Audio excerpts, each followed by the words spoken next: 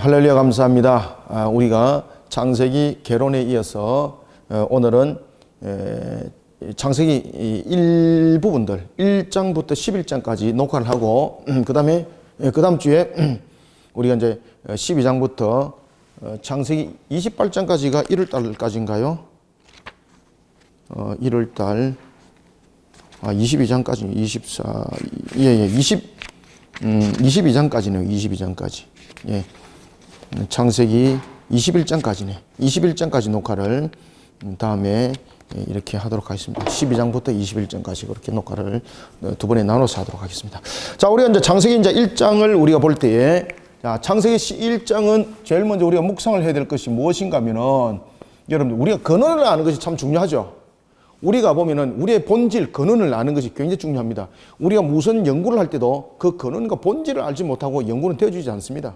제일 모든 것들의 출발은 근원입니다. 그래서 우리가 수학도 보면은 기초가 안 돼 있는 아이들 수학 합니까?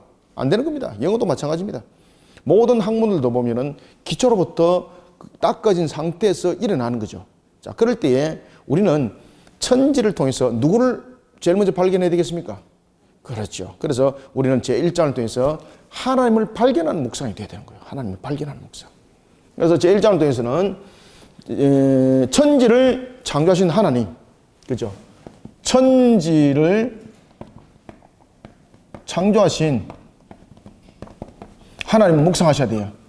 그래서 창세기 1장 1절에 보면은 제가 개론에서도 말씀드렸던 것처럼 서론에도 말씀드렸던 것처럼 창세기라는 이 제목이 제네시스, 영어로 제네시스라는 부분들이 올 때에 이것이 70인역본에서 왔다. 그죠? 70인역본에서 게네시스에서 왔다. 그럴 때 이 제네시스라는 부분들, 게네시스라는 이 부분들이 히브리로 어떤 의미를 가지고 들어와서 그렇게 번역을 했다는 이야기입니까?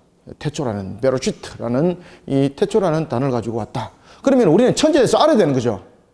그래서 1장을 통해서 우리가 제일 먼저 묵상해야 될 것은 천지를 통해서 하나님이 어떤 분인가를 알아야 되는 거예요, 여러분들요. 그러면은 우리가 천지 창조를 통해서 제일 먼저 알아야 될 것은 하나님께서 천지를 창조하셨다는 거예요. 묵상을 통해서. 제일 먼저 첫 번째는 천지를 하나님께서 창조하셨다는 것. 그러면 여기서 천지라는 것은 그 하늘과 그 땅이죠. 그래서 이게 이제 히브리 원어성에 보면은 천지를 하샤마임이라고 말하는 거예요. 그리고 땅은 아레츠라고 말하는데 그게 전부 다 전관사들이 다 붙어져 있어요. 그래서 그 이제 한글 성경은 번역을 안 했는데 제가 이제 창세기를 늘 가르칠 때 이제 그런 이야기를 잘 합니다. 이야기면은 이 부분들은 전관사를 번역해 주는 것이 좋다. 왜 그런가 하면은 그냥 일방적인 측면에서 천지를 창조했습니다라고 이야기를 하게 되면은 유신 진화론을 만들 수 있다. 서론에서도 제가 말씀드렸죠. 왜 그런가 하면은 천지를 만들어 놓고 신이 그것을 자연적인 어떤 질서 속에서 그것을 맡겨놓을 수도 있는 거죠. 그러면은 신은 있는데 진화된다는 거죠. 그리고 그것이 유신 진화론이에요, 여러분들. 아시겠습니까? 그러나 이 부분들을 우리가 명확하게 정관사를 찝자는 거죠. 그러면은 바로 그 하늘과 그 땅을 하나님께서 창조하실 때에 그 모든 것들을 하나님께서 지혜 있게 하나님께서 모든 것을 그 능력으로 창조했다는 거죠. 그리고 그 모든 것들을 이끌어갈 때도 모든 것들을 그 하늘과 그 땅을 하나님께서 여전히 친히 운행하신다는 거죠. 그래서 이 정관사를 번역하는 속에서 매우 우리 속에 성경에 대한 우리의 주는 의미가 달라질 수 있다는 거죠. 따라서 우리는 천지를 창조하신 하나님을 통해서 그 하늘과 그 땅, 그 모든 것을 하나님께서 친히 창조하시고 그것을 친히 운행한다는 것을 우리가 알아야 된다는 거죠. 이때 하나님은 그 모든 부분들을 어떻게 운행하십니까? 하나님의 원리에서 질서를 세웠어요. 그래서 질서를 세우시는 하나님을 우리 알아야 되는 거예요. 질서를 세우시는 하나님을 일장에서 함께 묵상해야 된다. 아시겠죠? 그래서 우리가 질서의 하나님은 무엇을 의미하는가? 이게 전부 다 하나님의 속성 속에 있습니다. 하나님의 속성 이름을 보시면은 우리가 하나님께서 공의를 작동하고 정의를 작동하고 그리고 하나님께서 영원성을 작동하고 이럴 때 질서가 없으면은 뒤죽박죽 되는 거죠.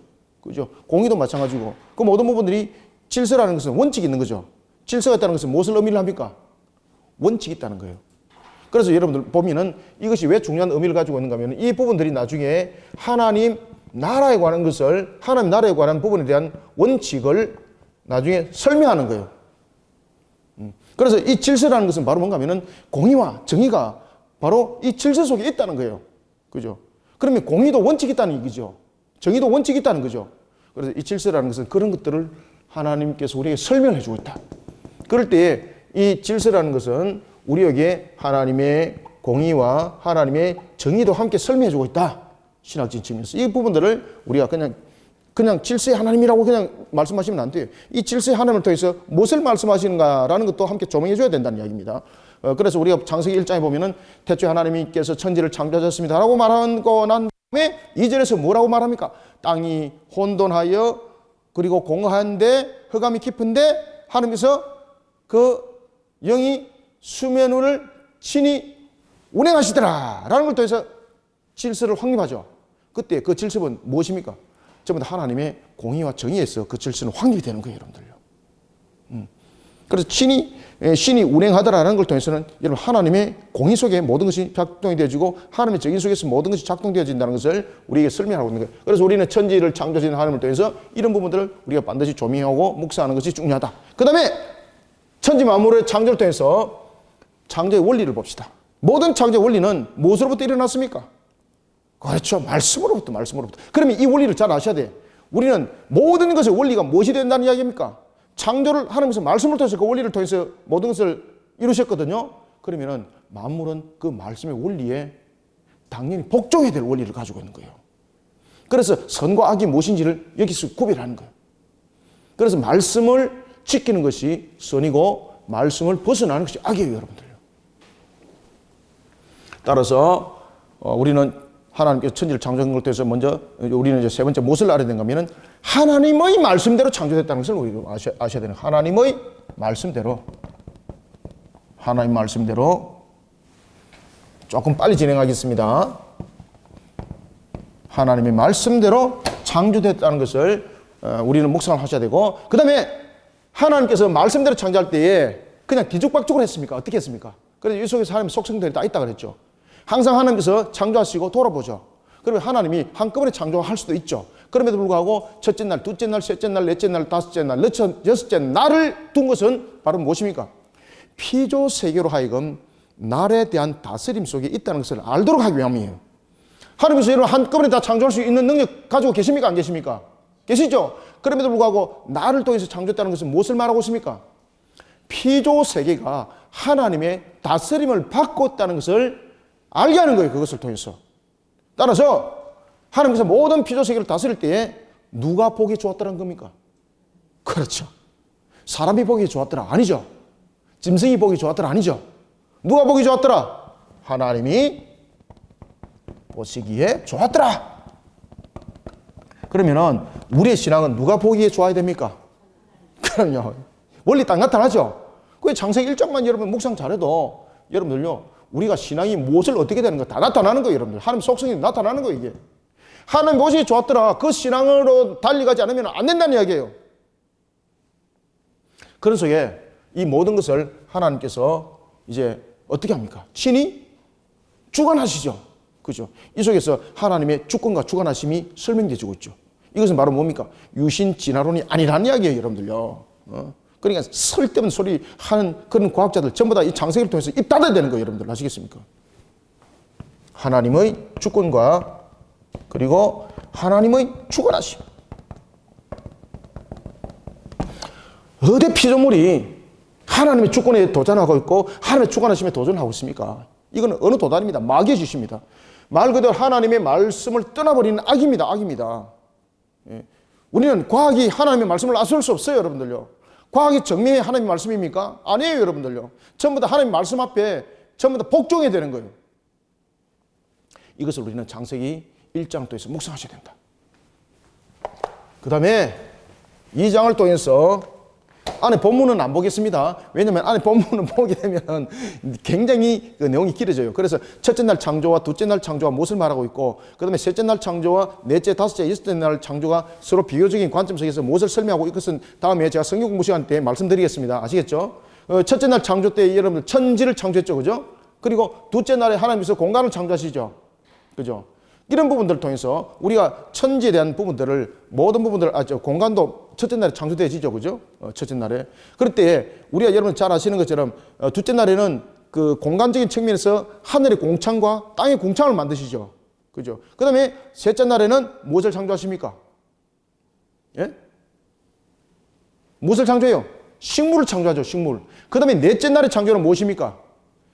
빛의 광채를. 그때의 여러분 창조는요. 빛의 광조, 빛과 그리고 그 부분에서 역할의 부여입니다. 역할 부여.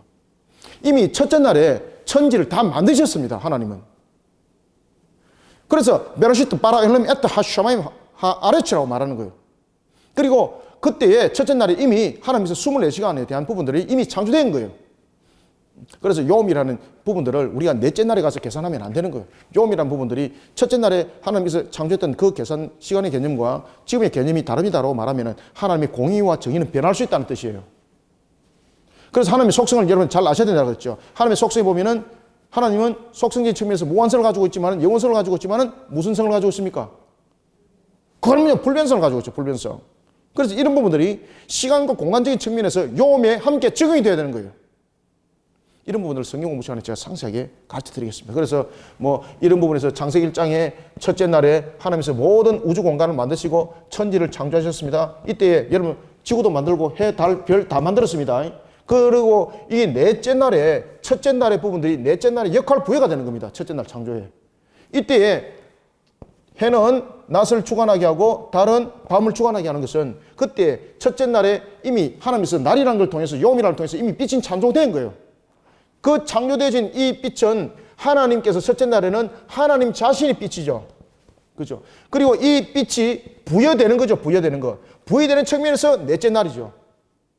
그래서 첫째 날, 둘째 날, 셋째 날, 넷째 날, 다섯째 날, 여섯째 날은 서로 비교적인 관점 속에서 역할 부여예요. 역할 부여. 첫째 날 시간과 공간 모든 것을 창조했습니다. 그리고 넷째 날에는 시간과 공간과 시간을 주관하도록 해와 달에 빛을 부여를 하죠. 그 다음에 둘째 날에는 무엇을 창조하셨습니까? 공간을 창조했죠. 그러면은 다섯째 날에는 그 공간을 어떻게 하는 겁니까? 공간을 채우죠. 무엇으로 채웁니까? 하나님께서 피조물로 채우죠. 그 다음에 셋째 날에는 무엇을 창조하세요?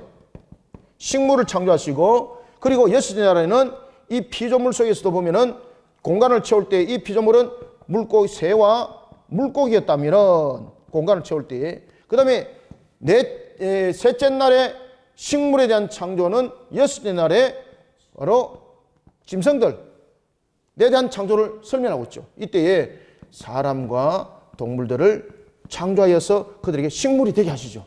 그래서 첫째 날은 넷째 날과 연결되어 있고 둘째 날은 다섯째 날과 연결되어 있고 셋째 날은 여섯째 날과 연결되어 있는 것은 전부 다 첫째 날은 기준이라고 말한다면은 넷째 날, 다섯째 날, 여섯째 날은 처음이에요. 처음. 그러니까 이런 부분들은 이제 성경 공부 시간 때 제가 말씀드리겠습니다. 여기까지 가면은 창세기 1장 갖고 여러분 오늘 10시간에도 모자라요. 그죠? 오늘은 전체적인 묵상적인 측면에서는 이렇게 묵상하자. 아시겠죠? 자, 그 다음에 이제 제2장은 우리가 무엇을 묵상하는 것이 좋은가 하면 바로 인간의 존재입니다. 인간의 존재. 인간의 존재, 하나님 나라의 원칙입니다. 하나님 나라의 원리와 원칙. 제2장은 우리가 무엇을 묵상해야 되겠습니까? 인간의 존재를 알아야 되는 거죠. 존재를 알아야지 우리가 근본이 바로 세워지는 겁니다. 그래서 인간의 존재를 바로 알자. 인간의 존재와 그리고 하나님 나라의 원칙. 하나님 나라의 근본. 원칙은 무엇인가? 근본은 무엇인가? 그래서 이 원칙에서 우리는 무엇을 알게 되는 겁니까? 이 첫째 날의 창조를 통해서 이제 알게 되는 거죠. 그러면 하나님 나라의 원칙은 바로 뭡니까? 3번 아닙니까? 하나님 말씀대로. 그죠? 그 다음에 하나님 나라의 원칙은 또 무엇입니까? 하나님 주원하심 아닙니까? 그 다음에 하나님 나라의 원칙은 무엇입니까? 하나님 보시기 좋았더라 아닙니까? 맞습니까? 맞습니까? 그 다음에 하나님 나라의 원칙은 무엇입니까? 하나님의 질서에서 모든 것이 만들어지는 거죠. 이렇게 연결되는 겁니다. 이게. 이런 부분들이. 그래서 이런 부분들을 잘 이렇게 조화롭게 묵상을 잘 하셔야 되겠습니다. 자, 이런 속에서 우리는 그러면 인간의 존재를 볼 때에 우리가 묵상할 때 첫 번째, 인간의 존재는 무엇과 연결되어 있습니까? 인간의 존재는요, 가치와 연결되지 않습니다. 제일 먼저. 물론 하나님의 형상적인 측면에서 이야기를 할 때는 이제 가치로 연결되거든요. 그것은 제가 이제 썼던 제가 학회에 선회했던 그 손논문에도 이제 그런 내용들을 제가 선회했습니다. 그리고 그것도 나중에 인터넷 보면 다 있거든요. 한번 보시고. 먼저 우리는 2장을 통해서 존재를 먼저 설명할 때는요, 우리가 존재적인 측면에서 인간의 가치를 먼저 설명하면 안 돼요. 순서가 있습니다. 질서 하나님이죠. 그래서 우리는 우리의 존재와 가치를 설명하기 전에 먼저 우리는 목적을 먼저 설명해야 되는 거예요. 그래서 우리는 이 장을 통해서 먼저 우리의 가치를 먼저 말하지 말자. 그래서 우리가 웨스트민스터 소요리 문답, 대요리 문답의 제1문에 보면 무엇을 말하고 있다? 인간의 제일의 목적은 무엇인가? 이제 이해가시죠? 그죠? 무엇이었습니까? 하나님을 영화롭게 하고 그분을 즐겁게 하는 것이다. 그것이 우리 인간의 목적이다. 따라서 우리는 존재적인 측면에서 먼저 인간의 만들어진 목적이 무엇인가? 이것을 반드시 묵상해야 된다, 이것을. 그래야만이 하나님 앞에 우리가 거꾸로 행동 안 한단 말이에요, 우리가. 그다음에 두 번째는, 이제는 가치적인 측면에서 하나님께서는 사람을 왜 창조하셨는가? 그 이유와 목적 속에서 이제 목적도 있고 가치도 나타나게 되는 거죠. 두 번째는 우리가 인간의 존재적인 측면에서 하나님께서 인간을 창조하신 이유와 목적을 알자는 거죠. 하나님께서 인간을 창조하신 이유와 목적. 이유와 목적을 알아야 되고, 그 다음에 세 번째는 하나님께서 인간을 창조하신 목적이 무엇입니까? 하나님께서 창조하신 그 창조 세계를 다스리는 측면에서의 목적이죠. 그리고 그런 측면에서 하나님은 사람을 가치 없게 창조하지 않았죠. 그래서 하나님은 이런 측면에서 하나님께서 사람을 어떻게 창조하셨습니까? 하나님의 형상대로, 형상과 모양대로, 그죠? 첼렘과 데모트. 그리고 이것이 동의어다. 형상이라는 것은 무엇을 말하고 있다? 형상과 모양이라는 것은 이 부분들은, 형상이라는 부분들은 나음이라는 의미를 가지고 있다. 그죠? 만들어서 하나님께서 우리를 만들되 그저 단순하게 만드는 것이 아니다. 땅은 명령하여서 만들었지만 하나님께서 사람은 친히 빚으셨다. 이때 하나님께서는 사람을 마치 만들었지만은 부모가 자녀를 낳은 것처럼 만들었다는 거죠. 그런 의미를 가지고 있다. 그런데 그런 의미를 가지고 있으면 신적 속성의 부여라고 말씀하시면 안 돼요. 그래서 이 하나님의 형상으로 만들었다는 것은, 형상이라는 것은 어떤 하나님의 흔적, 이미지가 있다는 거예요. 영어로 말하면은 이미지, 그죠? 그 이미지라는 것은 일종의 무엇을 말하고 있습니까? 이 이미지가 속성을 말하고 있다. 속성. 이때 속성은 피조물이 담을 수 있는 속성이다. 그래서 유한성에 관한 속성을 이 속에 부여를 했다는 거죠. 그것이 하나님 형상입니다. 따라서 무한성의 신적 속성이 부여되는 것이 아니라 피조물이 함께 하나님과 교통적인 측면에서 공유할 수 있는, 형상으로서 공유할 수 있는 속성이 우리에게 부여졌으니 그것이 바로 무슨 속성이다? 그렇죠. 이 공유적 속성 속에서 우리가 하나님의 형상이 되는 거죠. 그때 공유적 속성은 사랑의 속성, 정의와 공의의 속성, 거룩에 대한 속성, 지식에 관한 것들, 지혜에 관한 것들, 이런 것들이 우리에게 어떻게 됐다? 부여됐다. 왜? 그것을 왜 줬을까? 바로 하나님께서 창조하신 그 목적을 이루기 위해서 속성이 주어지는 거예요. 그런 측면에서 공유적 속성은 신성에 대한 부여가 아니다. 신에 대한 부여는 무한성이 함께 와야 되는데, 유한성에 무한을 담게 되면은 유한성 속에 무한을 담게 되면은 유한성은 박살나버리는 거죠. 존재할 수 없는 거죠. 그래서 인간은 신이 될 수 없다. 될 수 없다는 것을 창세기 2장에서 분명히 이야기를 하고 있어요, 여러분들요. 그런데 쓸데없이 말이지, 이 이단들이 내가 하나님이라고 그러고 내가 예수라고 그러고 그런 멍멍이 지는 소리를 하고 있는데, 그런 소리 하면 안 됩니다. 그런데 창세기를 공부를 바로 하게 되면은 그들이 얼만큼 여러분들이 개망나니 소리를 하고 있는지를 알게 되는 거예요. 이런 부분들을 우리 잘 압시다.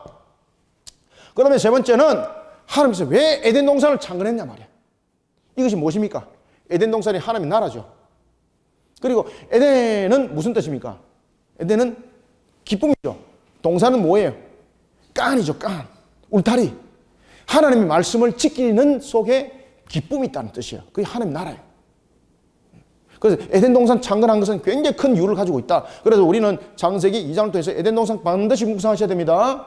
전체적인 그 묵상은 하나로 좀 퉁틀어서 이야기를 하고 있지만은 우리는 나눠서 묵상할 수 있어야 돼요. 우리 하나님께서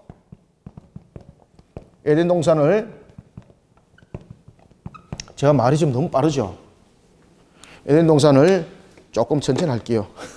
창건하신 이유와 목적. 에덴 동산을 창건하신 이유와 목적을 묵상해야 된다. 에덴 동산을 창건한 이유는 무엇입니까? 하나님 나라입니다. 이 에덴 동산은 여러분들 일종의 하나님의 나라를 의미를 하고 있죠. 하나님의 나라를 의미를 하고 있습니다. 그때 에덴 동산은 에덴이 무슨 뜻이라 그랬습니까? 그렇죠. 에덴이 기쁨이라 그러면은 동산은 지킴이에요, 지킴. 그러면은 어떤 지킴이 있을 때 기쁨이 있다는 겁니까? 하나님 나라는. 그렇죠. 그것이 인간의 존재와 하나님의 나라의 근본의 원칙이에요, 원칙. 하나님의 말씀을 지킬 때에 에덴 동산 무엇이 있다? 그렇죠. 에덴은 바로 기쁨이 있다, 이 뜻입니다.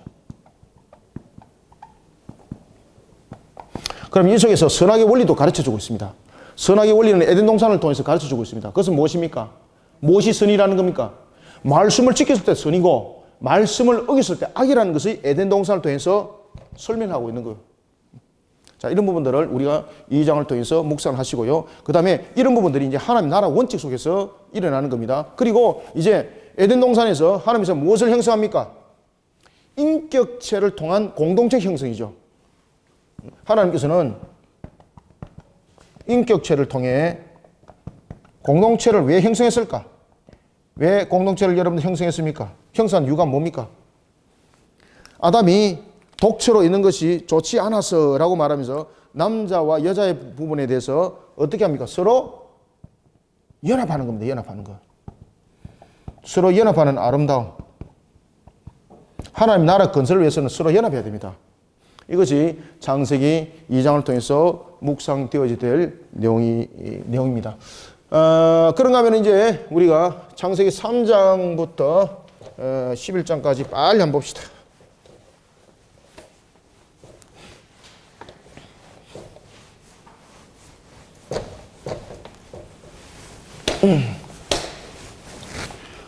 자, 이런 측면에서 우리가 이제 창세기 3장은 여러분들 죄가 성립이 되는 부분들을 설명하고 있죠. 죄가 무엇인가? 죄가 무엇이 죄라 그랬습니까? 하나님의 말씀을 떠나면 죄입니다. 죄가 악이죠. 선은 무엇입니까? 하나님의 말씀을 지키는 거예요. 하나님께서 선악을 처음부터 창조했습니까? 안 했습니까? 창조 안 했습니다. 3장에서는 우리가 인류의 범죄와 형벌입니다. 그리고 하나님의 은혜가 무엇인가를 제3장을 통해서 여러분 묵상하셔야 됩니다. 제3장은 인류의 범죄입니다. 인류의 범죄의 형성과 하나님의 은혜, 이 하나님의 은혜를 우리가 묵상을 하면 되겠습니다. 특히 우리가 이제 창세기 3장을 여러분들 묵상하면서 이 속에 무엇이 등장하죠? 사탄이 등장하게 되는 거죠. 이 사탄은 무엇입니까? 타락한 천사입니다. 요한계시록에 하면은 이 사탄은 하나님의 말씀을 어기죠. 말씀을 어기고, 그리고 그가 두 번째 어떻게 합니까? 유혹이라는 것은 거짓된 말씀입니다.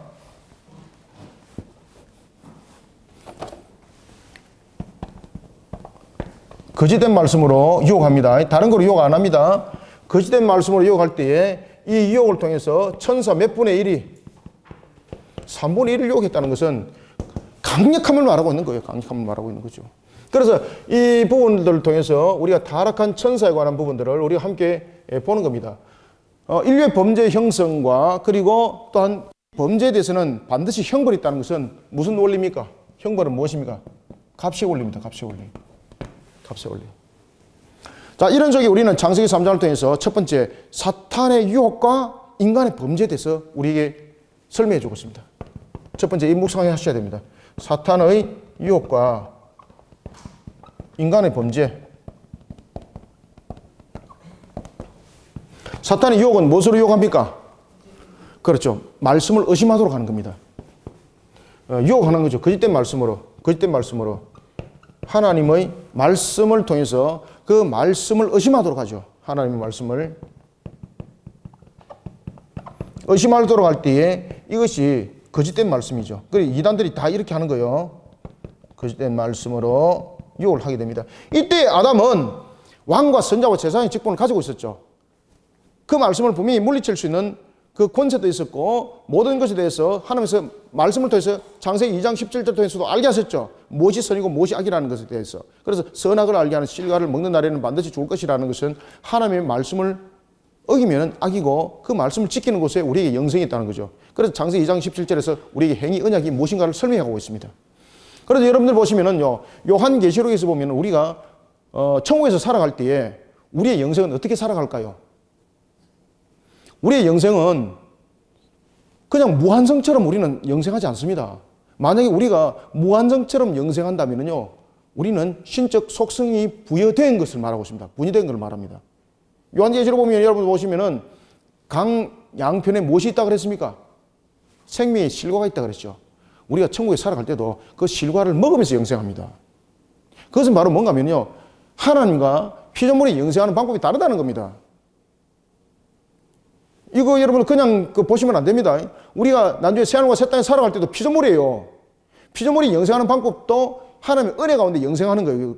그리고 우리가 새하늘과 새 땅에서 살아갈 때도 하나님의 말씀에 늘 순복하면서 살아가는 것이 새하늘과 새 땅이에요, 여러분들.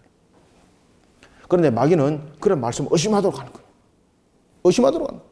이런 거짓된 속에서 사람은 어떻게 됐습니까? 이런 속에서 우리가 변질된다니까요. 변질된다니까요. 그죠?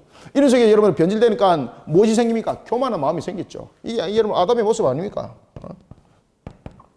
교만한 마음이 생겼죠. 이 교만한 마음이 결국은 어떤 짓을 행하게 되는가? 이 교만한 마음이 생기니까 무엇이 생깁니까? 정욕, 욕심이 생기죠. 그죠? 욕심이 생기죠. 욕심, 정욕적인 문제. 그래서 성에 대한 문제, 먹는 문제, 이런 부분들이 다 이렇게 생겨났지 않습니까? 그리고 이런 부분에 대해서 정욕적인 문제가 생겨나면서 욕심적인 부분들이 잉태하면서 나타났던 것이 무엇입니까? 인간이 죄가 이렇게 범죄하는 거예요. 그 첫 출발이 어디로부터 일어났습니까? 말씀의 의심이에요. 말씀의 의심. 말씀의 의심. 사탄의 유혹과 인간의 범죄는 어떻게 일어났는가? 말씀의 의심으로부터 일어났다. 인간의 범죄의 형성은 무엇인가? 말씀의 의심으로부터 일어났다. 말씀의 의심. 그러니 여러분들요, 66권의 말씀을 믿어 의심치 마시기 바랍니다. 그 다음에 두 번째는, 그러면은 이 죄에 대한 결론은 무엇인가? 죄에 대한 결론이 무엇이었습니까? 여러분들, 죄는요, 두 가지를 낳게 되는 겁니다. 죄는 첫 번째, 우리로 하여금 사망이라는 죽음을 낳게 되었고, 두 번째는 무엇을 낳게 되었습니까? 하나님의, 그렇죠, 하나님의 진노를 격발시키게 되는 거죠. 이것이 가시와 엉겅퀴입니다.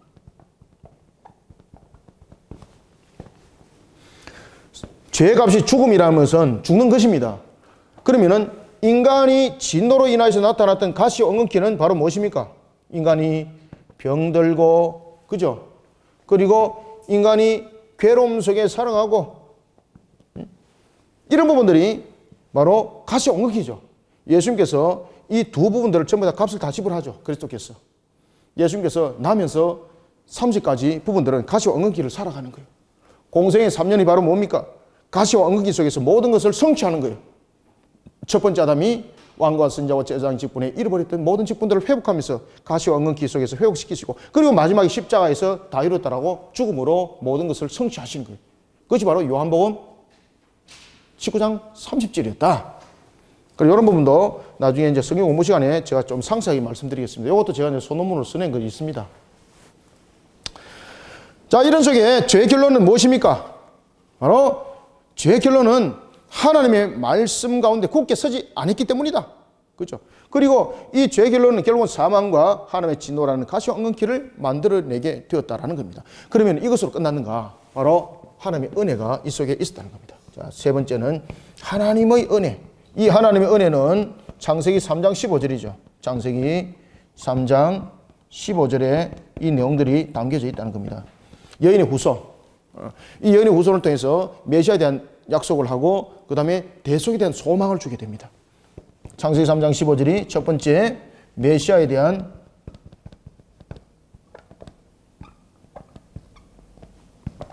언약을 하게 되는 거고, 그 다음에 두 번째는 뭡니까? 우리로 하여금 대속을 하게 하는 거예요. 메시아가 여러분 오면 못합니까? 그죠? 메시아가 무엇 때문에 온다는 겁니까? 바로 우리의 대속에 대한 소망을 알게 하더라는 겁니다.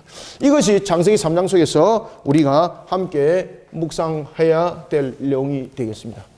자, 그 다음에 이제 우리가 4장부터 이 내용들을 또 한번 보겠습니다.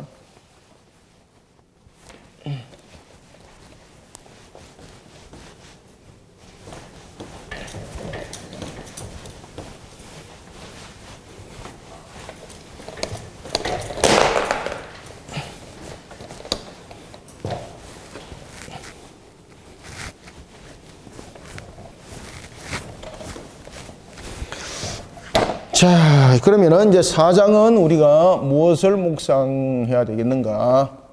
자, 창세기 4장은 전체적인 내용적인 측면에서는 이제 인류의 최초의 살인자가 등장합니다. 인류 최초의 살인과 그리고 죄악된 문화와 경건한 문화, 이것을 묵상하셔야 됩니다. 인류의 최초의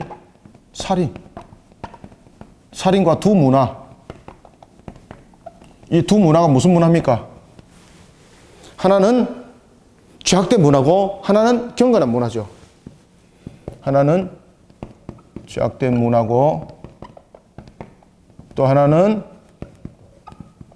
경건한 문화. 자, 이 속에서 우리가 제4장을 다뤄 나갈 때에 어떤 내용들을 묵상하는 것이 좋은가?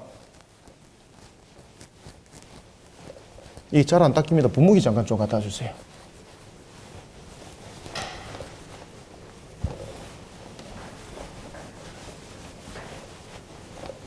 이 히터를 틀어놓으니까 이게 말라가지고. 네, 감사합니다. 됐습니다. 아이고, 잘 닦이네.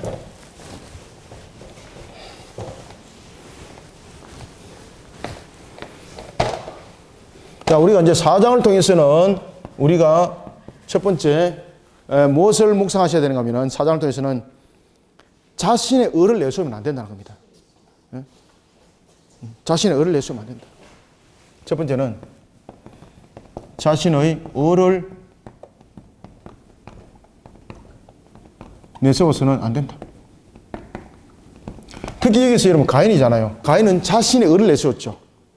내가 곡식을 거두는 데 있어서 땀을 흘렸고 나의 노력의 결론입니다. 하나님 보세요. 그러면서 얼마나 많은 것 종을 바치겠습니까? 그러니까 하나님이 그 자신의 의를 안 받는 거예요. 왜? 아벨은 자신의 의를 내세운 것이 아니라 누구의 의를 내세웠습니까? 하나님의 의를 내세운 거죠. 하나님께서 모든 것들을 이루어 주셨습니다. 하나님께서 나를 지켜주셨습니다. 이 짐승의 모든 새끼도 하나님께서 낳게 하셨습니다. 하나님의 의를 내세웠죠. 그것이 경건의 신앙이요. 그래서 여러분들 죄악된 신앙과 그리고 경건의 신앙, 죄악된 문화와 경건의 문화의 차이점이 뭔가 하면은 바로 하나님의 의를 내세우는 측면에서 내가 중심이 되는가, 하나님이 중심이 되는가, 여기서 달라지는 거예요. 그래서 우리는 우리의 의를 나타내는 것이 아니라 누구의 의를 나타내야 되는 겁니까? 하나님의 의를 나타내야 되는 거예요. 하나님의 의를. 이런 속에 하나님을 떠난 인간의 삶은 항상 평안과 거룩이 있다 없다. 평안과 거룩이 없다는 것을 이 속에서 묵상하는 거예요. 두 번째는 여러분 가인이 하나님을 떠났잖아요. 하나님을 떠난 속에 그는 제일 먼저 그의 아들 에녹을 낳고 난 뒤에 어떻게 했습니까? 성을 쌓았잖아요. 왜 성을 쌓습니까? 자기와 똑같은 것들이 있어갖고 자기를 죽일 수 있으니까 우리 가족을 지켜야 되겠다. 그죠? 하나님을 떠난 삶은요, 여러분들 평안이 없어요. 하나님을 떠난 삶은 무엇이 없다? 평안과 무엇이 없다? 거룩이 없다. 이것이 4장을 통해서 묵상되어져야 되는 것이고, 그 다음에 세 번째는 우리가 이런 경건한 문화를 이루기 위해서는 우리의 모습들이 항상 예배의 모습이 되어야 되는 거예요. 여러분들 아벨의 또 다른 씨가 무엇입니까? 셋이었죠. 셋은 그 아들 누구를 낳았죠? 에노스를 낳았죠. 에노스를 낳고 난 뒤에 인류 최초로 하나님 앞에 가정 예배를 드리는 거예요. 그러면은 그들은 성을 쌓은 것이 아니라 제단을 쌓은 거죠. 바로 예배 문화입니다. 따라서 이 예배 문화는 인간이 만들어진 하나님의 창조의 목적이기도 합니다. 그래서 하나님을 예배하는 삶의 문화를 이루어야 된다는 것을 우리에게 가르쳐 주고 있습니다. 하나님을 예배하는 삶의 문화를 만들어야 된다. 이것이 하나님께서 인간을 창조한 창조의 목적이기도 하죠. 이런 부분들이 제4장을 통해서 여러분의 묵상되어져야 됩니다. 그래서 제4장은 두 문화 대칭 구도를 형성하고 있죠. 하나는 죄악이고 하나는 경건. 그죠? 이런 속에서 우리는 자신의 의를 내세우는 것이 아니라 누구의 의를 내세워야 된다? 그렇죠. 자신의 의가 아니라 무슨 의? 하나님의 의를 내세우는 자가 되어야 된다. 이것이 제4장을 통한 묵상입니다. 자, 이제 제5장을 보겠습니다. 제5장은 제4장에서도 여러분 보시면 이제 인류가 이제 형성이 되는 부분들에 대해서 이제 문화가 형성이 되죠. 가인의 후손들에 대한 부분들이 문화를 형성하게 되는 거죠. 그리고 이제 가인의 후손들을 통해서 형성됐던 것처럼 이제 아벨의 또 다른 시였던 셋이 문화를 형성하게 되는 거죠. 이런 측면에서 이제 인류가 문화를 형성하면서 어떤 삶을 살아가게 됐는가라고 말할 때에 제5장은 우리에게 묵상하는 것이 있습니다. 그것은 뭔가 하면은 우리가 삶의 형성을 통해서 걸어갈 때에 항상 하나님과 동행하는 삶의 계보를 이루라는 거예요. 누가 동행하는? 하나님과 동행하는 삶의 계보를 이루라.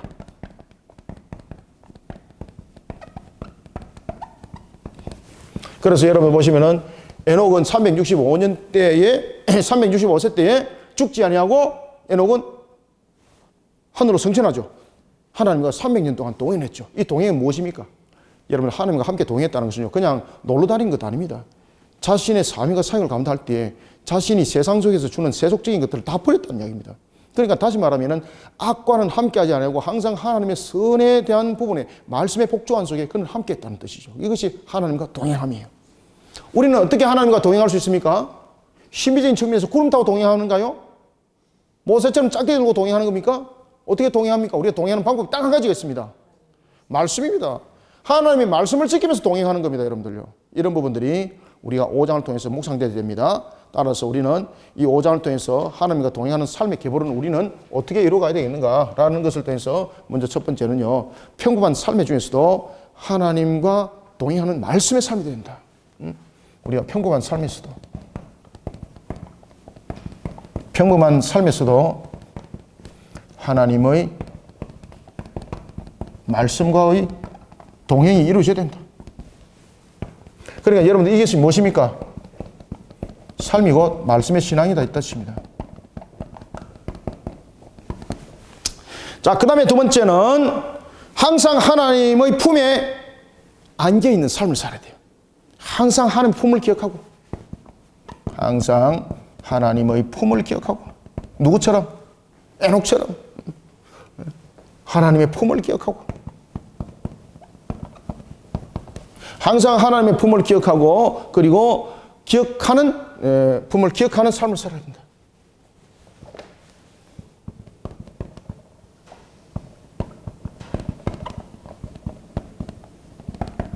살아가야 한다. 자, 그 다음에 이제 세 번째는 하나님을 예배하는 삶입니다. 그죠? 하나님을 예배하는 삶. 지금 여기서 1번과 2번이 말씀의 삶이라면요, 지금 이것이 4장과 연결되어 있죠? 하나님을 예배하는 삶. 이것을 떠나지 마십시오. 하나님을 예배하는 삶. 삶이 예배가 되야 된다. 자, 그 다음에 이제 제6장은 인류의 죄악으로 인한 홍수 심판을 다루고 있습니다. 자, 홍수 심판을 통해서는 우리에게 무엇을 설명하고 있는가 하면 죄악을 향한 하나님의 심판입니다. 반드시 값이 있습니다. 죄악은 반드시 그 값이 있습니다. 그래서 제6장은 죄악을 향한 하나님의 심판과 하나님의 은혜입니다. 죄악을 향한 하나님의 심판과 하나님의 은혜. 그러면 하나님의 은혜는 어떻게 임하는가? 이제 우리에게 이제 가르쳐 주고 있죠. 그래서 우리는 제6장을 통해서 방주의 크기도 보면은 노아가 지을 때에 353으로 짓죠. 300규빗, 그리고 50규빗, 그리고 30규빗. 그죠? 353.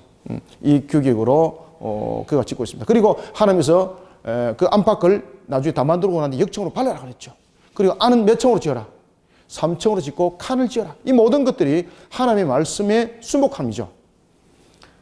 그리고 이제 노아는 그 당대에 의로운 자라고 말했습니다. 그가 원래 의롭기 때문에 의로운 것이 아닙니다. 하나님께서 의롭게 여겨준 것인데 그 의롭게 여겨준 것은 뭔가 하면 하나님의 말씀에 순복한 것입니다. 따라서 우리는 창세기 6장을 통해서 죄악된 육체 삶입니다. 특히 창세기 6장에 보면은 사람의 아들과 하나님의 아들이 비교되죠. 하나님의 아들이 사람의 딸과 함께 한다는 거죠. 이것은 무엇입니까? 죄악된 육체 삶을 살아갔다는 이야기입니다. 따라서 우리는 어떤 부분에서도 죄악된 육체 삶을 쫓아가는 자는 망할 수밖에 없다라는 것을 알아야 돼요. 죄악된 육체 삶은 망할 수밖에 없다. 이 망한다 소리 정확하게 돼. 그 다음에 두 번째는 우리가 6장을 통해서 또한 묵상되어져야 될 것은 생각과 계획입니다. 생각과 계획이 여러분 악하면요, 망할 수밖에 없어요, 여러분들요. 왜? 생각은 사고로 끝나는 것이 아니라 행동을 낳거든요. 그래서 우리는 생각, 계획이 악하면 안 돼요. 생각과 노아의 생각과 계획이 보십시오. 악했습니까? 생각과 계획이 악하면 망합니다. 망할 수밖에 없다.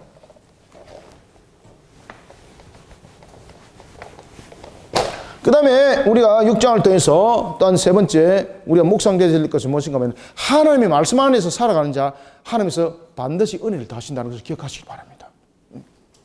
하나님의 말씀 안에서 살아가는 자,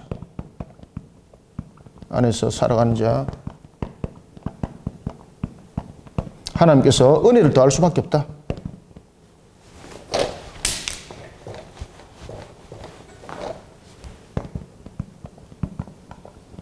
은혜를 더할 수밖에 없다. 그래, 여러분들요, 말씀 지킨다는 것이 여러분 미친다는 것도 아니고,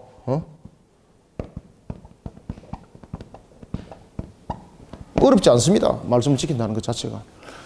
그리고 우리는 나를 앞세우는 자가 아니라 하나님의 뜻에 순복하는 자 되시길 바랍니다.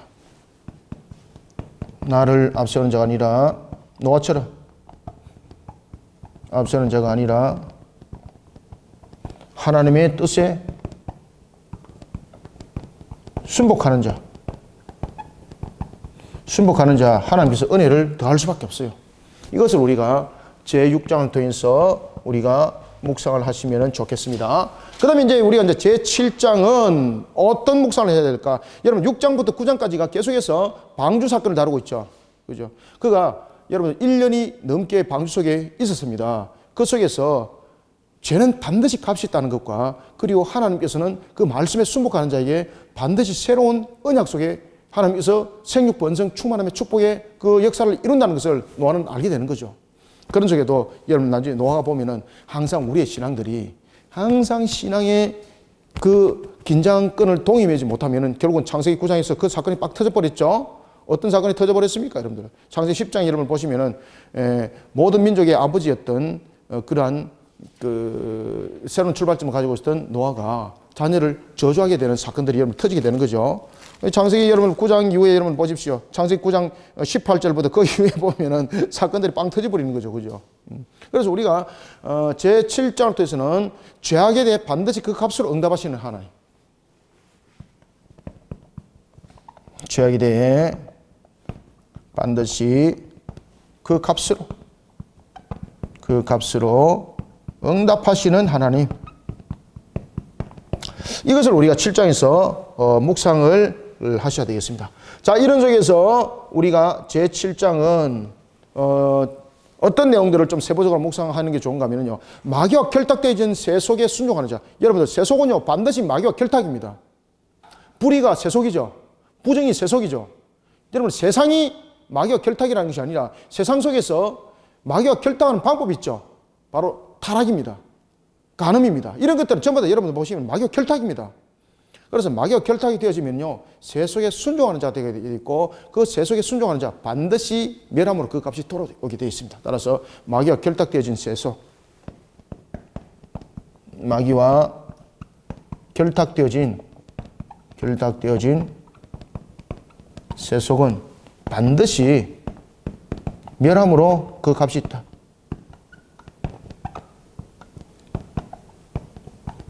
그 값이 돌아온다. 이거 여러분 인과응보하고는 다른 겁니다. 그리고 우리의 신앙적인 측면에서는 인과응보적인 요소가 분명히 있습니다. 값에 대한 요소가 인과응보적인 요소가 있지만은 우리의 행위를 통해서 우리가 뭐 구원을 받고 이런 부분들은 아닙니다. 여러분들 아시겠죠? 그런 부분들은 모든 것들이 하나님의 은혜로 연결되어지는 겁니다.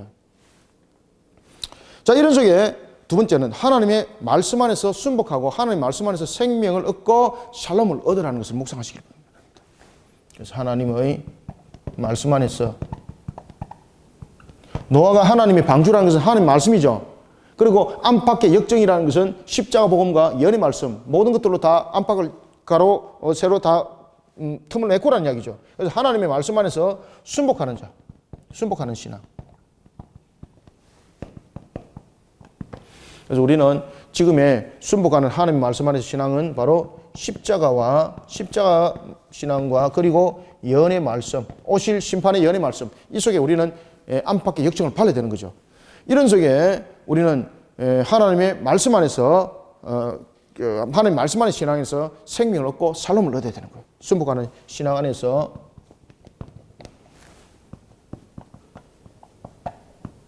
샬롬을 얻는 신앙이 되어야 된다. 아시겠죠? 그래서 항상 여러분들 우리가 말씀도 겉돌고 이러면 안 되겠죠? 우리가 샬롬을 얻는 방법은 무엇으로부터 이루어지는가? 바로 이 말씀으로부터 이루어진다는 것을 알고 오늘도 십자가의 말씀과 그리고 심판의 연의 말씀으로 우리의 모습들을 안팎에 인침을 하시고 그리고 또 하나님의 뜻을 바르게 세워나가는 그런 방주의 신앙들이 되시길 바랍니다. 그래서 방주에 보면은 안에 칸이 쳐져가 있죠. 66권의 칸처가 있죠. 그죠? 청이 나눠져 있죠. 신구약이 나눠져 있는 거죠. 그것이 전부 다 하나를 이루는 거죠. 그리고 그것들이 물이 새지 않도록 안팎을 전부 다 역청으로 발라라 그랬습니다. 여러분들, 방주가 물이 안 새는 것만이 중요할까요? 아니면 하나님의 은혜 손으로 붙들리는 것이 더 중요할까요?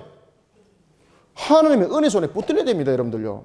그래서 하나님의 은혜 손에 붙들리기 위해서는요, 이 신앙 속에 안 세워지면 안 됩니다. 방주가 물이 안 셉니다. 물이 안 새더라도 파도가 치고 요동이 칩니다. 그러면 방주가 만약에 하나님께서 은혜로 붙들지 않으면 이 방주는 어떻게 되는 겁니까? 물은 안 센 상태에서 안으로 뒹굴어지고 위에 있는 것이 밑으로 가고 옆으로 쳐박히고 이래서 전부 다 안에 있는 것은 다 어떻게 됩니까? 골뱅이들 다 죽어봅니다. 하루 만에 골뱅이들 다 죽어버린다니까요. 그런데 방주 안에서 1년이 넘도록 있었는데 그 어떤 사람도 그 어떤 짐승도 해함과 상함을 입었다 안 입었다? 안 입었어요, 여러분. 그 안에 질병도 있었다 없었다? 없었어요. 뭐만 있었습니까? 방주 안에 샬롬만 있었다니까요. 무엇이 그를 붙들었습니까? 하나님의 은혜가 붙드는 거예요. 하나님의 은혜로 붙들어서 방주를 요동치지 않도록 만드는 거예요.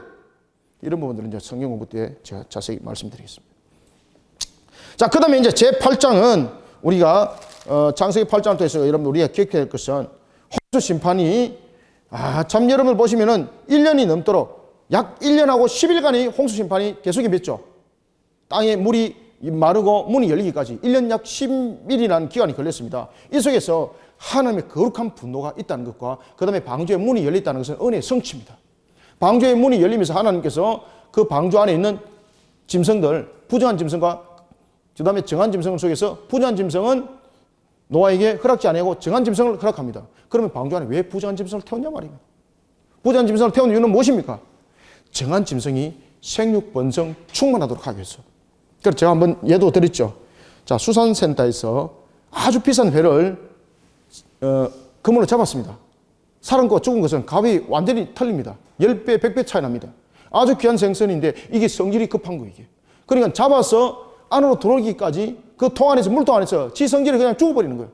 그런데 대적하는 물고기를 잡아서 안에 딱 넣어놓으니까 이 물고기가, 대적하는 물고기가 이 모든 그 횟감의 물고기를 다 잡아먹을 수는 없는 거죠. 근데 자기가 또 배가 부르면은 그걸 못 잡아먹는 거죠. 안 잡아먹는 거죠. 그런데 그 물고기가 자신이 대적하는 강력한 물고기의 있음으로 인해서 그 물고기가 자기 성질로서 요동치는 것이 아니라 살려고 발버둥치는 거죠. 그래가지고 그 횟감이 살아서 육지까지 오는 거예요. 바로 그 원리입니다. 부정한 짐승을 둔 이유는 바로 정한 짐승의 신앙의 정결함과 그리고 뿐만 아니라 그런 부분에서 사람도 마찬가지입니다. 그리고 짐승들도 생육 번성 충만한 측면에서 부정한 짐승을 통해서 더욱더 정한 짐승이 강건해지고 생육 번성하는 측면에서 그 부정한 짐승인 마치 바벨론의 느부갓네살을 이용했던 것처럼 그런 쓰임의 도구였다는 겁니다. 그래서 방주에 부정한 짐승과 정한 짐승을 둔 겁니다, 여러분들. 자, 이런 속의 언약의 성취를, 은혜의 성취를 여러분들 기억하셔야 됩니다. 따라서 우리는 8장을 통해서 하나님의 거룩한 분노, 하나님의 거룩한 분노는 무엇인가? 악에 대한 분노입니다. 성질에 대한 분노가 아닙니다. 하나님의 분노는 무슨 분노입니까? 거룩에 대한 분노라는 것을 항상 기억하셔야 돼요.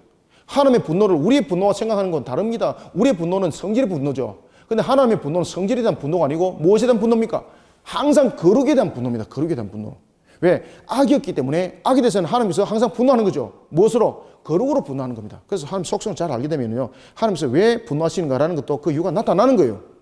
거룩과 악은 항상 대칭구도를 가지고 있거든요. 그래서 우리가 몇 장을 차립니까? 오케이. 예. 한참 열을 뿜다 보니까 지금 맥주 하나 같아 잊어버렸어.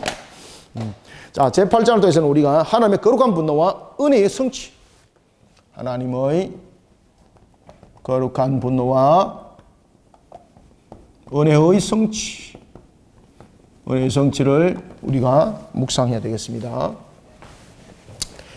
이때에 우리가 이제 언약의 하나님의 거룩한 분노는 무엇에 대한 분노라고 그랬습니까?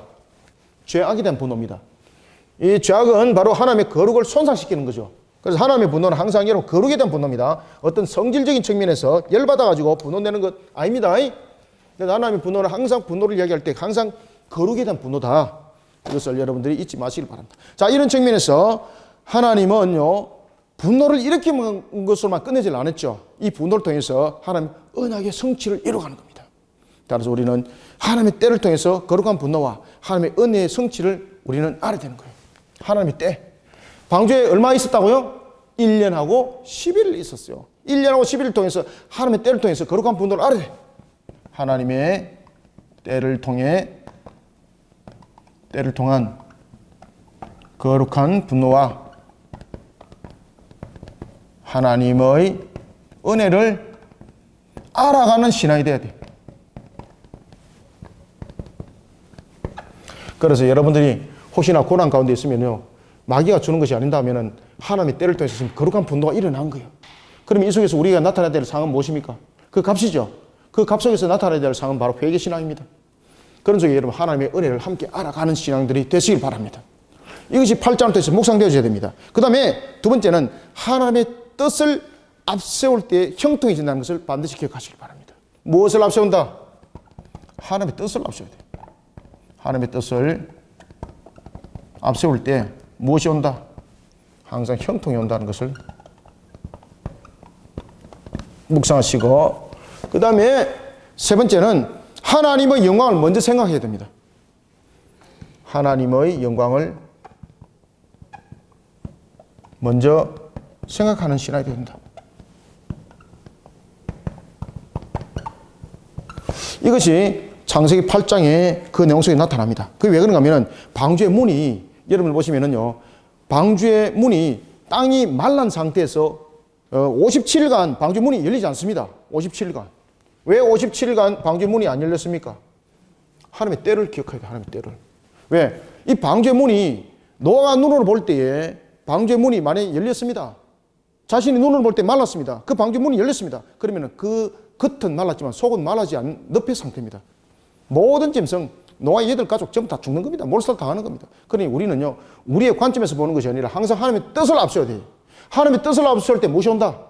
형통이 온다. 형통이 온다. 57일간 하나님께서 그 문을 열지를 않았습니다. 그리고 난 뒤에 하나님께서 그 땅을 속까지 전부 다 마르게 한다고 난 다음에 하나님께서 때가 되니 하나님이 열어주신 거예요. 그러니 여러분 누구의 먼저 영광을 돌려야 됩니까? 그런 속에서 나를 형통케 하신 그 하나님께 영광을 돌려야 되죠. 그래서 방주에서 노아가 나와가지고 제일 먼저 한 것이 무엇입니까? 하나님께 제단을 샀죠. 그리고 그 제단을 쌓는 곳에서 하나님께서 약속을 하죠. 무슨 언약?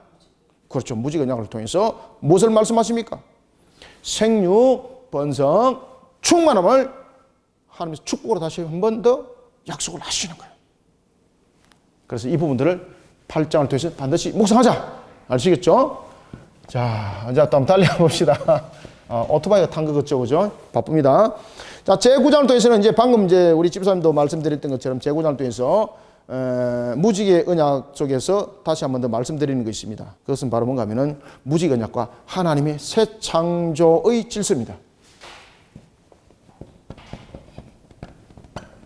무직 언약과 하나님의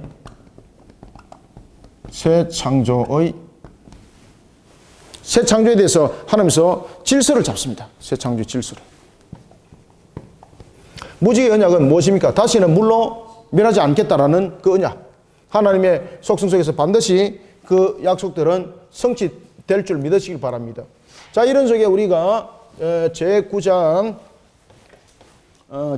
통해서는 무엇을 우리가 묵상하는 것이 좋은가 하면은 첫 번째, 하나님의 언약이 신실하다는 것. 그죠? 하나님의 속성을 잘 아시면은 이 묵상은 반드시 이루어져야 되는 거죠. 하나님의 언약은 어떻다? 그렇죠. 신실하시다. 우리는 신실하신 하나님을 믿죠. 아멘. 저는 믿습니다. 저는요. 강력하게 믿습니다. 저는요. 그 다음에 두 번째는 생명이 귀하다는 것을 우리 묵상하셔야 돼요. 생명이 귀하다. 생명을 귀하게 여기는 신앙. 그래서 여러분들요, 그리스도인들은 사냥을 스포츠로 하면 안 됩니다. 재미삼아서 총 가지고 새 잡으러 다니고 짐승 잡으러 다니고 이런 짓거리 하면 안 됩니다, 여러분들요. 생명을 귀하게 여기게 됩니다. 하나님께서 우리에게 정한 짐승을 준 이유는요, 땅에 아무것도 먹을 것이 없었기 때문에 하나님께서 그 정한 짐승을 먹을 것으로 주었습니다. 그때 먹을 것으로 줬을 때 우리에게 포식하라고 준 것이 아닙니다. 그죠? 생명을 유지하라고 준 겁니다. 그러면은 그 생명을 유지하라는 측면에서 준 짐승을 터무시하라는 것이 아닙니다. 그 짐승도 생명이 있다는 것을 중요하게 여기라는 겁니다. 그래서 여러분들요, 사람이 짐승을 사냥하는 것을 스포츠로 생각하고 있고, 포획하는 것을 자신의 업으로 삼는 자들요, 하나님의 강력한 심판 받습니다. 짐승들의 생명도 귀하게 여길 줄 아시길 바랍니다. 그래서 하나님께서 우리에게 정한 짐승에 대해서 그것을 식량으로 준 것과 그것을 여러분들 자신의 즐거움과 자신의 어떤 목적을 달성하기 위한 스포츠로 생각하는 건 완전히 다릅니다. 이거는 완전히 다릅니다. 소를 우리의 식량으로 쓴 것과 이것을 내가 어떤 스포츠적인 측면에서 도살을 하고 이런 측면에서 그건 죄입니다, 죄. 그래서 여러분들요, 짐승을 사냥하러 다니는 엽총들 집에 두지 마시길 바랍니다. 만약에 여러분들 집에 엽총이 있다면 전부 다 폐가하시길 바랍니다. 혹시나 엽총 있습니까, 여러분들요? 네. 아시겠죠? 그래서 짐승조차도 그 생명을 여러분들요, 그것을 터부시하게 여기면 안 됩니다. 귀하게 여기게 됩니다. 그 다음에 세 번째는 항상 여호와의 장막에 거하는 자들이 되시길 바랍니다. 노아가 어디에 거했습니까? 여호와의 장막에 거했죠.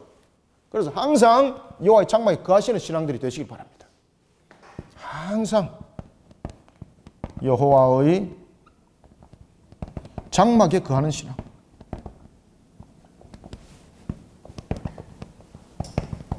그런데 네 번째가 문제입니다. 여호와의 장막에 거하지만은 노아가 보면은 신앙의 긴장의 끈을 놓쳐버렸죠. 하나님께서 포도주를 허락했습니다.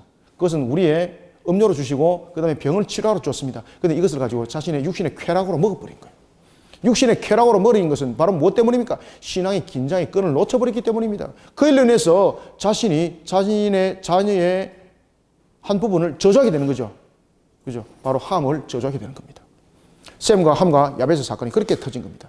신앙에 대한 긴장의 끈을 절대 놓치지 맙시다. 이것이 9장에서 묵상돼야 됩니다. 신앙의 긴장의 끈을 놓지 않아야 된다.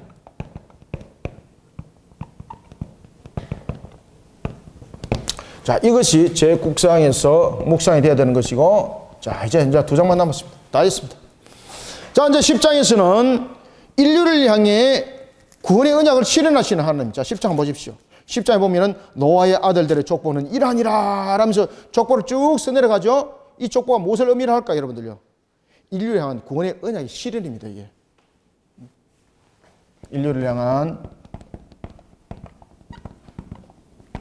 구원의 언약을 실현하시는 하나님. 우리는 인류의 구원을 향한 구원을 실현하시는 하나님을 통해서 우리가 또한 세부적으로 무엇을 묵상하는 것이 좋은가? 매일 성경을 여러분 보시면서 제가 여러분들에게 설명드렸던 것도 함께 묵상하세요. 그래야만 여러분들 신앙에 도움이 됩니다. 제일 먼저 모든 민족의 아버지는 누구라는 것을 기억해야 됩니까? 하나님입니다. 하나님. 모든 민족의 아버지는 하나님. 그래서 어떤 사람들 보면요, 우리 조상들은요, 우리 조상들에 의해서 이런 부분들을 지켜야 됩니다 라고 말하면은 그것이 우상숭배죠. 여러분, 우리의 아버지는 누굽니까? 하나님이에요. 그래서 우리 조상들 때라고 말하는 것이 아니라 우리는 항상 민족의 정기를 말할 때 항상 하나님을 말해야 되는 거예요. 하나님을. 그것이 창세기 10장에 대해서 우리에게 묵상을 말하고 있는 거예요. 이것을 잊지 말아야 됩니다. 모든 민족의 아버지는 누구다? 여러분들, 우리는 당군이 아니에요. 여호와 하나님.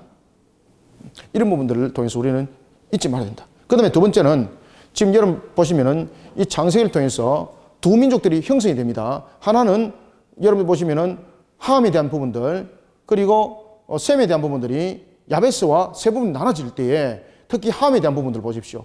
8절에 보면은, 6절에 보면은 함의 아들은 구스와 미스라임과 북과 가나안이요 이렇게 말하면서 9절 보세요. 9절 한번 읽어봅시다.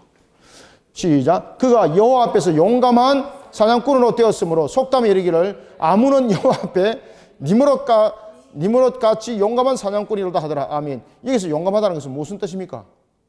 여기서 9절에서 용감하다는 것은 성경 기록에 넣었어요. 포악성입니다. 포악성. 폭력입니다. 폭력. 지금 폭력을 앞세웠다는 뜻이에요. 이게. 여러분들 하나님께서 폭력을 앞세우라 그랬습니까? 아니죠.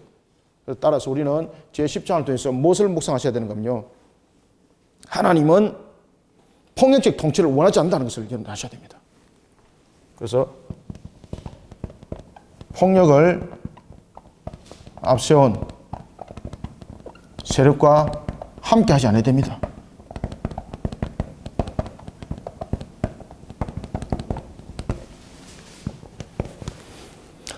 폭력은 여러분 악입니다.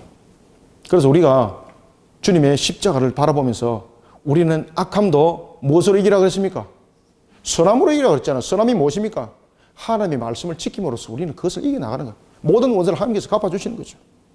그리고 또한 우리는 궁극적 관심과 섭리는 언제든지 하나님의 택한 백성을 향하고 있다는 거예요. 하나님의 궁극적 관심은 누구를 향하고 있다는 겁니까? 지금 오늘 본문에 보면은 셈을 통해서 지금 궁극적 목표가 지금 이루어지고 있다는 것을 설명하고 있는 겁니다. 따라서 하나님의 궁극적 관심과 하나님의 궁극적 관심과 섭리는 하나님의 택한 백성을 향하고 있다는 것을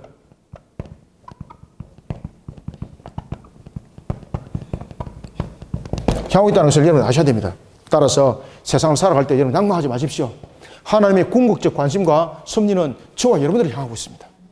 그러니 세상 가운데 고달픔과 힘이 있더라도 힘들더라도 낙망하지 마십시오. 하나님께서 항상 함께 이끌어 가시고 있습니다. 이것을 의심하지 마시길 바랍니다. 그 다음에 이제 11장에서는 무엇을 우리가 묵상하시는 바로 우상 숭배입니다. 여러분들 바벨론은 무엇인가 하면요 우상 숭배 탑입니다. 그 당시에 바벨론이라는 것은 바로 함 족속들이 그 중심을 이루고 있는 겁니다. 함 족속들이 세력을 중심으로 형성할 때 그들 속에 가장 중심이 됐던 바로 신앙이 바로 바알 신앙이었습니다. 바알과 아세라가 우상이 그 머리가 되고 그리고 그 밑에 하부 조직에 신들이 있는 겁니다. 그것이 바로 바벨탑인데 이 최상층부에 있는 신이 바로 이 속에서 모든 신들을 다스리는 겁니다. 이게 우상들이. 그렇게 해서 우상의 집단을 이룬 것을 무엇이라 말하는 겁니까? 그것을 바벨탑이라고 말하는 거예요. 이 우상의 집단합니다. 우상의 집단함. 이 속에서 최상층부에는 최고신이 다스리는 겁니다. 이때의 최고신은요 무엇을 즐깁니까? 음행을 즐기는 거예요. 그래서 사람들이 하나님을 향해서 교만하게 하나님을 대적했다라고 말하는 것은 이와 같이 우상 숭배를 통해서 하나님을 조롱하는 거예요. 하나님을 교만하게 만드는 거예요. 하나님 앞에 교만한 짓을 하는 거예요. 그때 하나님께서 이 모든 부분들을 어떻게 칩니까? 언어를 흩어서 쳐버리는 거죠. 그 이유는 무엇입니까? 언어를 흩어서 치는 이유는 그들에게 기저귀과 같은 그런 땅의 갈림과 더 큰 번개를 가지고 쳐버렸다면 그들은 더 큰 우상을 만드는 거예요. 그럼 더 큰 우상에 빠질 수밖에 없는 거죠. 그러니 하나님께서요 이들을 우상 숭배로부터 흩어버리고 언약의 완성을 이루기 위해서 하나님께서 만들어나기 위해서 한 것이 바로 뭔가 하면 언어를 통해서 민족 언어를 통해서 그들을 함께하지 못하도록 대동단결하지 못하도록 우상 숭배하는데 악을 섬기는데 대동단결하지 못하도록 언어를 통해서 전부 다 흩어버린 거죠. 그러니까 언어를 통해서 흩어버리니까 서로 의심하게 되는 거죠. 그래서 민족들이 민족 언어를 만들게 하나님께서 민족 언어를 통해서 그들을 흩어버리는 겁니다. 바로 우상 숭배를 향한 심판과 언약을 이루시는 하나님입니다. 제11장은요.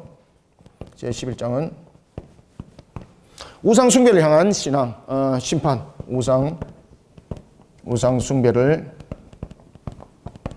향한 하나님의 심판과 하나님의 언약을 이루시는 하나님. 언약을 이루시는 하나님.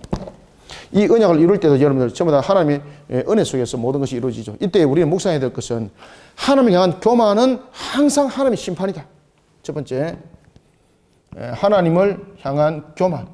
여기서 하나님을 향한 교만이라는 것은 다양하게 나타나는 거죠. 하나님을 향한 교만은 반드시 심판이다.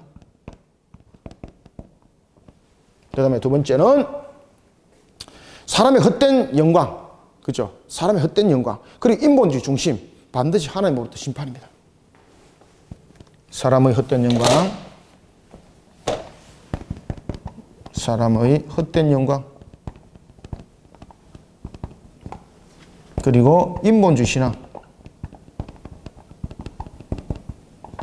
반드시 여러분 무엇입니까? 심판입니다. 심판. 뭐 앞도 뒤도 볼 것도 없습니다. 그런가 하면은 하나님은 택한 백성을 향해서 그 길을 은혜 가운데 열어준다는 것을 기억하시길 바랍니다.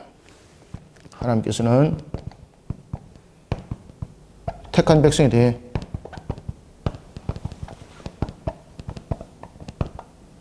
은혜의 길을 열어주십니다.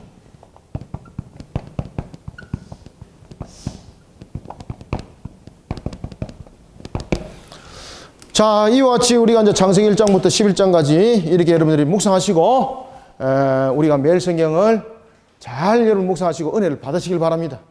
자, 이런 속에 여러분들이요, 1월달 중순까지 묵상을 하시고, 그리고 12장부터 또 우리 남은 것들은 또 다음 주에 묵상 녹화를 통해서 인터넷에 올려드리도록 하겠습니다.